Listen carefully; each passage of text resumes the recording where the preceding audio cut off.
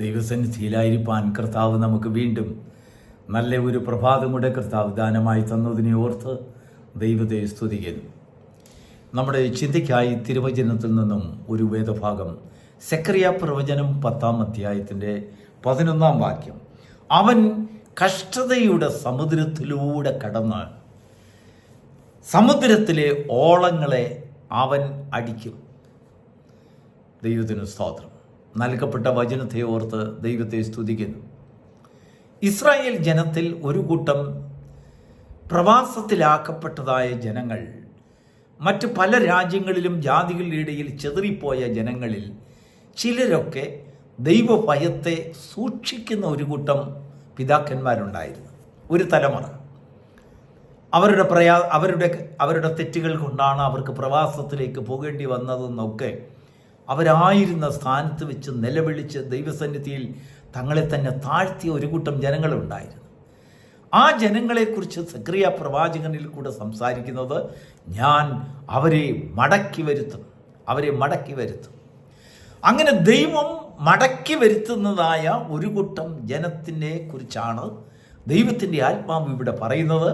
അവൻ കഷ്ടതയുടെ സമുദ്രത്തിലൂടെ കടന്ന് അവിടെ പൊങ്ങി വരുന്നതായ ഓളങ്ങളെ അവൻ അടിക്കും. ദൈവത്തിന് സ്തോത്രം. ഒരിക്കൽ കർത്താവും തൻ്റെ ശിഷ്യന്മാരും കൂടെ ഒരു പടകിൽ യാത്ര ചെയ്യുകയുണ്ടായി.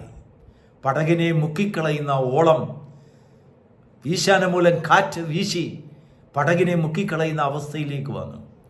ഞങ്ങൾ നശിച്ചു പോകുന്നതിൽ നിനക്ക് വിചാരമില്ലയോ എന്ന് കർത്താവിനോട് ശിഷ്യന്മാർ ചോദിക്കുകയുണ്ടായി. യേശു ഉണർന്ന് കാറ്റിനെയും കടലിനെയും ശാസിച്ചു.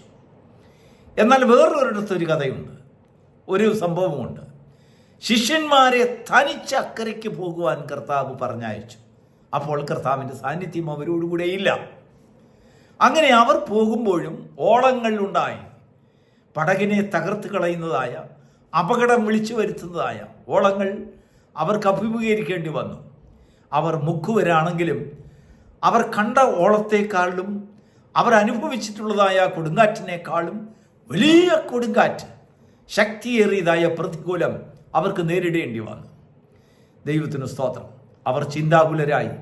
ഈ പ്രാവശ്യം അവർ രക്ഷപ്പെടുകയില്ല, അവർ കരപറ്റുകയില്ല എന്ന് അവർക്ക് ബോധ്യമായി. അവർ വ്യാകുലപ്പെട്ടിരിക്കുമ്പോൾ ഇതാ അങ്ങ് ദൂരെ നിന്ന് കടലിന്മേൽ നടന്നു വരുന്ന യേശുവിനെ അവർ കാണുകയുണ്ടായി. കർത്താവ് പടകിൽ വന്നതിന് ശേഷം എന്താണ് ചെയ്തതെന്നറിയാമോ? കാറ്റിനെയും കടലിനെയും ഓളത്തെയും കർത്താവ് ശാസിച്ചു. ഇങ്ങനെ കടലിലായിരിക്കുമ്പോൾ തന്നെ ആ കടലിൽ സഞ്ചരിക്കുന്നവർക്ക് വിരോധമായി അവരെ സംഹരിക്കുന്നതിന് മതിയായതായ ശക്തിയോടുകൂടി അവർക്കെതിരായി വീശുന്ന ഓളങ്ങളും കൊടുങ്കാറ്റുകളും ഉണ്ട്. എന്നാൽ വിശ്വാസത്തിൽ നിലനിൽക്കുന്ന ഒരു മനുഷ്യനെ സംബന്ധിച്ചിടത്തോളം, ദൈവത്തിൽ ആശ്രയിച്ച് നിൽക്കുന്നതായ ഒരു മനുഷ്യനെ സംബന്ധിച്ചിടത്തോളം, ആ സമയത്ത് ദൈവം വന്ന് അവരുടെ ഓളങ്ങളെ മാറ്റുക, കാറ്റിനെ മാറ്റുക എന്നുള്ളതല്ല, അവർ തന്നെ വിശ്വാസത്താൽ അതിനെ നേരിടുവാൻ തയ്യാറാകും എന്ന് ദൈവത്തിൻ്റെ വചനത്തിൽ എടുത്തു പറയുകയാണ്. അവർ കഷ്ടതയുടെ തീച്ചൂളയിൽ കൂടെ അല്ലെങ്കിൽ കടലിൽ കൂടെ സമുദ്രത്തിലൂടെ കടക്കും. ഈ സമുദ്രത്തെ മാറ്റണമേ എന്ന് പറയുകയല്ല, അവർ സമുദ്രത്തെ സന്തോഷത്തോടുകൂടി ഏറ്റുകൊള്ളുകയാണ്. കഷ്ടതയാണ്, സാരമില്ല.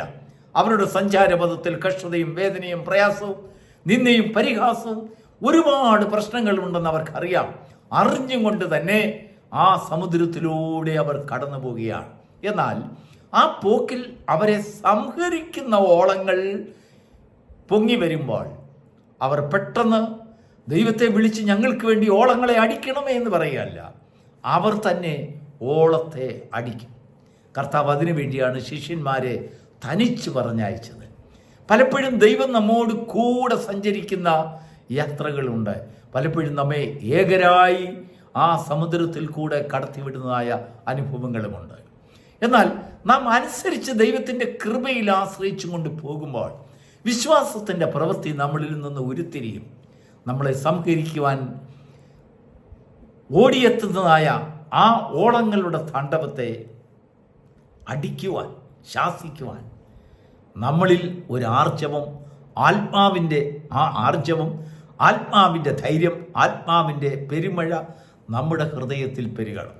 നമ്മുടെ ഹൃദയത്തിൽ ധൈര്യത്തോടെ പെയ്യണം. എങ്കിൽ മാത്രമേ നമുക്കതിനെ കടക്കുവാൻ കഴിയുകയുള്ളൂ. ഇല്ല എങ്കിൽ നമ്മൾ നിലവിളിക്കുന്നവരായിരിക്കും. കർത്താവെ, ഓടി വരണമേ, ഞങ്ങളെ രക്ഷിക്കണമേ എന്ന് നമ്മൾ നിലവിളിക്കും. കർത്താവ് ശിഷ്യന്മാരോട് ചോദിച്ചു, അല്പവിശ്വാസികളെ, അപ്പോൾ നിങ്ങൾക്ക് അല്പം വിശ്വാസമേ ഉള്ളൂ എങ്കിൽ പെട്ടെന്നൊരു ഉപവാസം പ്രഖ്യാപിച്ച് ഈ ഓളത്തെ അമർച്ച ചെയ്യുവാൻ, അല്ലെങ്കിൽ ഈ പ്രതികൂലതയെ നിലനിൽക്കെ അമർച്ച ചെയ്യുവാൻ, നിഷ്കരിച്ച് കളയുവാൻ, അല്ലെങ്കിൽ കത്തിച്ച് കളയുവാനൊക്കെ നമ്മൾ ദാവീദിനെ പോലെ നമ്മൾ ചിലപ്പോൾ പ്രാർത്ഥിക്കും, നമ്മൾ പാട്ടുപാടും, നമ്മൾ പ്രത്യാശിക്കും. പക്ഷെങ്കിൽ ദൈവം തിരഞ്ഞെടുക്കുന്ന മനുഷ്യനെ, ദൈവം തിരികെ കൊണ്ടുവരുന്ന മനുഷ്യനെ, ദൈവം യഥാസ്ഥാനപ്പെടുത്തുന്നതായ മനുഷ്യനെ അവർ തനിച്ചു പോയി അവർക്കെതിരായി പൊങ്ങി വരുന്ന ഓളങ്ങളെ അടിക്കുവാൻ പ്രാപ്തരാകണം എന്നാണ് ദൈവത്തിൻ്റെ നിബന്ധന, ദൈവത്തിൻ്റെ വ്യവസ്ഥ. മനുഷ്യൻ അതിന് പ്രാപ്തിയുള്ളവരാകണം, മനുഷ്യൻ അതിന് വളർച്ചയുള്ളവരാകണം. എപ്പോഴും ദൈവം വന്ന് നമ്മെ രക്ഷിച്ചിരിക്കില്ല. നമ്മൾ തനിച്ച് സഞ്ചരിക്കുവാനും നമുക്ക് രക്ഷിക്കാനും നമ്മുടെ നാശത്തിന് വേണ്ടി പൊങ്ങി വരുന്ന ഓളങ്ങളെക്കുറിച്ചുള്ള ഒരു വിവേചനം നമ്മുടെ ജീവിതത്തിൽ നമ്മൾ പ്രാപിച്ചിരിക്കണം എന്ന് ദൈവം ആഗ്രഹിക്കുന്നു. ഈ പ്രഭാതത്തിൽ ദൈവത്തിൻ്റെ ആത്മാവ് അതാണ് നമ്മെ എടുത്തു കാണിക്കുന്നത്.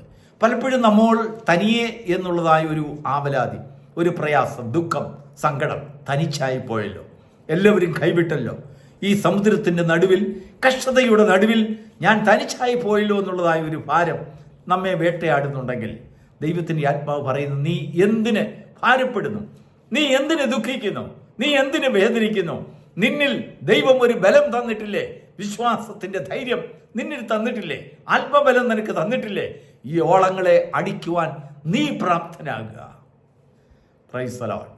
അശക്തരായ വിശ്വാസത്തിൽ ശക്തിയില്ലാത്ത ജീവിതങ്ങളെ ധൈര്യപ്പെടുത്തുവാൻ, ശക്തിപ്പെടുത്തുവാൻ ദൈവത്തിൻ്റെ ആത്മാവ് ഈ പ്രഭാതത്തിലും നമ്മോട് ആവശ്യപ്പെടുകയാണ്. നാം പലപ്പോഴും ബലഹീനരാണ്.